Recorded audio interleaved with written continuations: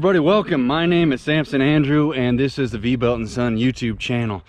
Now today I got the new bird down here. Let's do a quick review on it. This thing has been hit 100 hours and then some, which is crazy because it seemed like yesterday that Jim had Arthur drop it off at the house.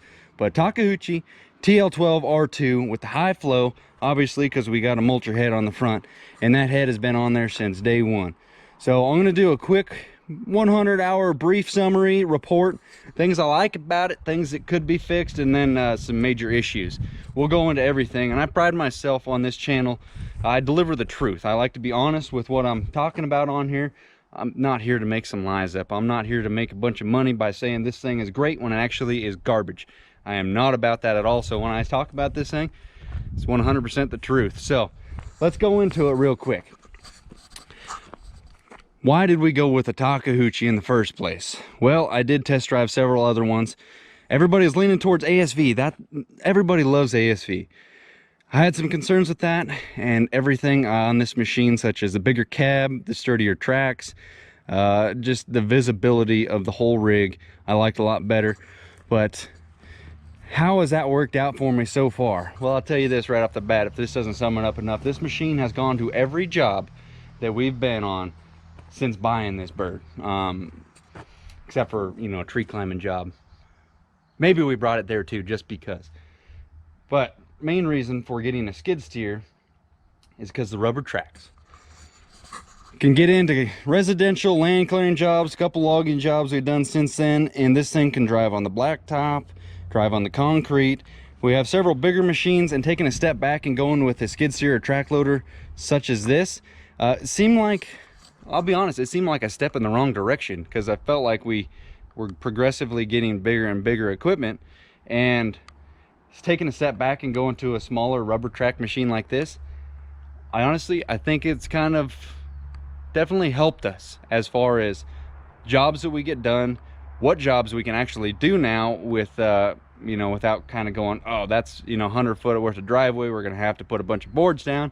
This thing, I'll drop it off most of the time, you know, 100 feet down the road in a wide spot, and just drive it right up the road into the driveway and into the backyard of the people's house. So that right there is the biggest freaking perk, the versatility of this machine. And like I said, I wanted to go with this undercarriage rather than an MTL, because we have other implements to go on the front of this, tree shear, dozer blade, and stuff like that, and I wanted to completely rely on the undercarriage of this thing holding up. And this thing has done everything that we've thrown at it, and kind of, you know, just shy of driving it like a Prime Tech through the bushes, it's done it. Now, people had some pretty big concerns about the fact that the cooling pack on this wasn't near as good as some of the competitors that had forestry options and stuff like that. And let me tell you right now, this thing, it's 100 some degrees right now. It's been 100 degrees for the last couple months, it seems like. At least 90s, 85, 90s, no problem. You got to run these things wide open. No other way around it. To get everything you need out of it, you got to run it wide open, unless you're running through blackberries, then we'll just, you know, manage the throttle accordingly. Wide open throttle, 100% delivery to the head, or no, I think I got it back to 95, so you still got some functions around there. You got to fine tune these to what you like. 95% to the head, and then the machine still has good functionability through the rest. When the head bogs down, you can still track out of it and stuff like that. So it's working at 100% of its capability. How's the cooling been so far? It's been green. Doesn't have a digital gauge on there. It's got 2 bars. Always goes up to the second bar of green. On the hydraulics, that's what it is all the time.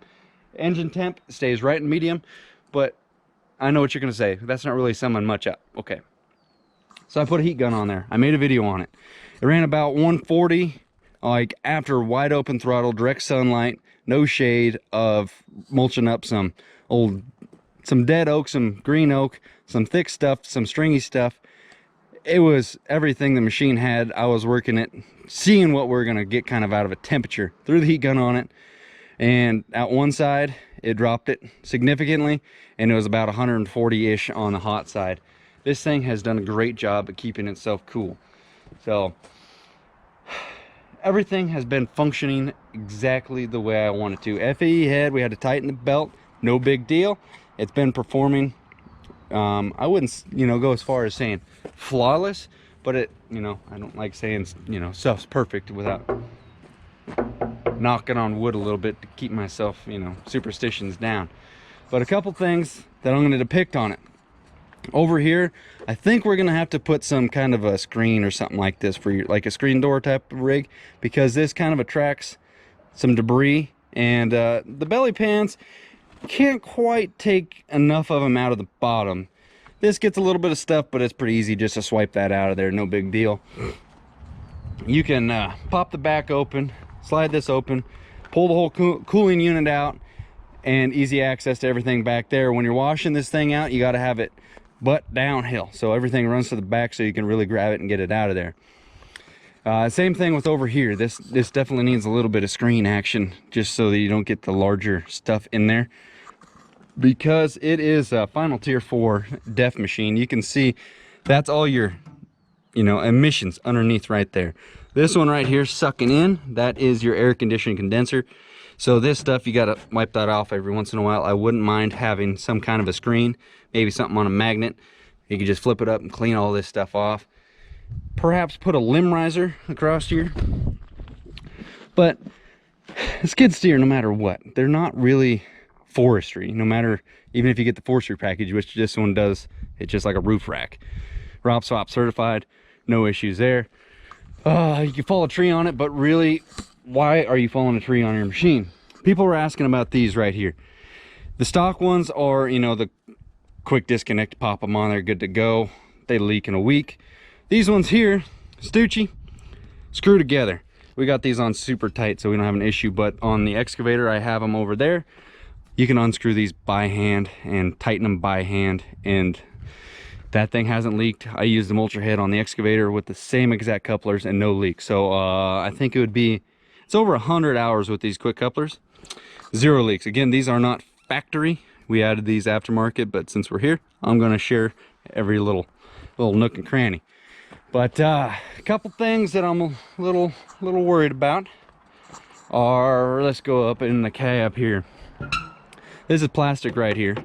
That's you know, we haven't broke it yet, so it's been pushing some weeds. Let's take a step in here. Now this is just me being a little picky. The inside the cab, when you fire it up, what you got to do, turn the key, fire it up, cut the fan off,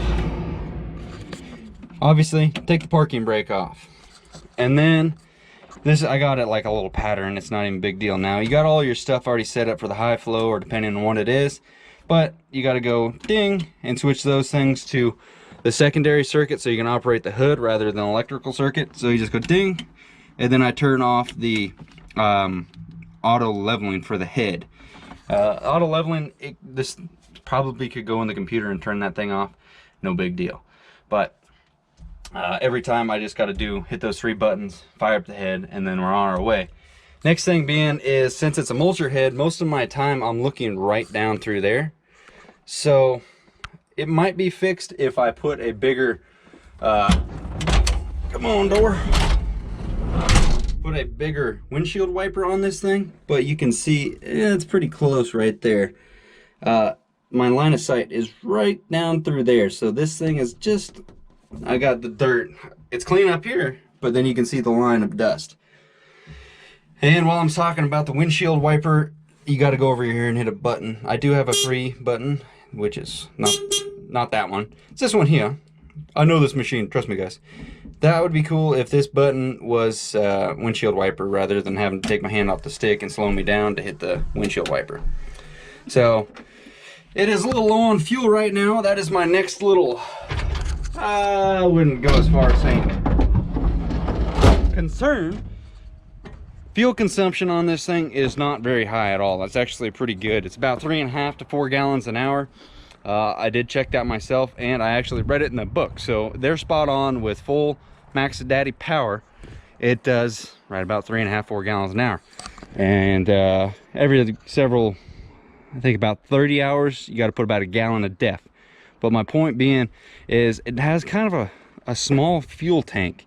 Seems like I'm only getting about 16 17 gallons, somewhere in there, when the light turns to the red. When it turns to the red, I'm like, oh, get to the truck, get her fueled up, because I I don't want a brand new rig. I don't want to run it without fuel for any time, no matter if people say it doesn't hurt it or not. So yeah, those were my little items I like to mention on it.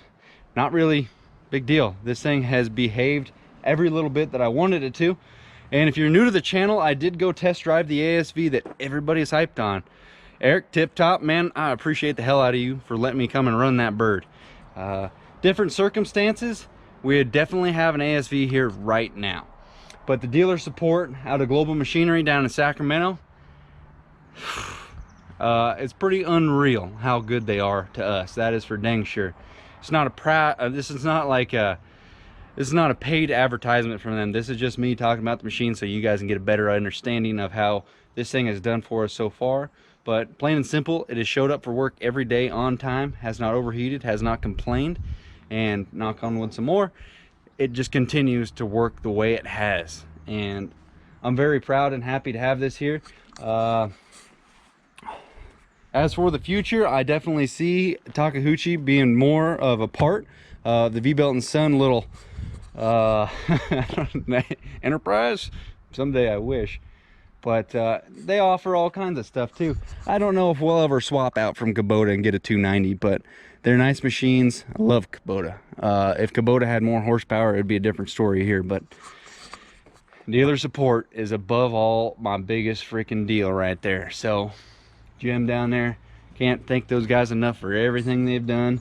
You know, I wouldn't say he completely talked us into it, but he handed me the keys and he let me drive it. And once I drove one of these things on my own, set aside every critical or every critic that I've ever heard speak down or up on any machine, seat time is where you get your answers from. Not listening to some old Joe Blow. Listening to me, sure, it's a start. Maybe, I don't know, this, I'm talking a lot. But if you're gonna buy one of these, you call your dealer wherever you're at and you get in the seat of one of these things and you see what they're really about. Running one without a mulcher head on it and then planning on getting one, that's not gonna give you any answers no matter what machine it is. In my opinion, there's 3 of these machines that can, you know, go out and perform and hopefully make you some money. ASV, right off the bat, they've always been a member. They're new at 120. Everybody's favoring that. I favored it in the beginning, and I favor this one more. Takeuchi. This thing's proven me everything I need to know about this machine, getting this job done. Second, or third rather, if I can count, probably be cat. Everybody likes cat no matter who you are or what you're running. So the rest of them,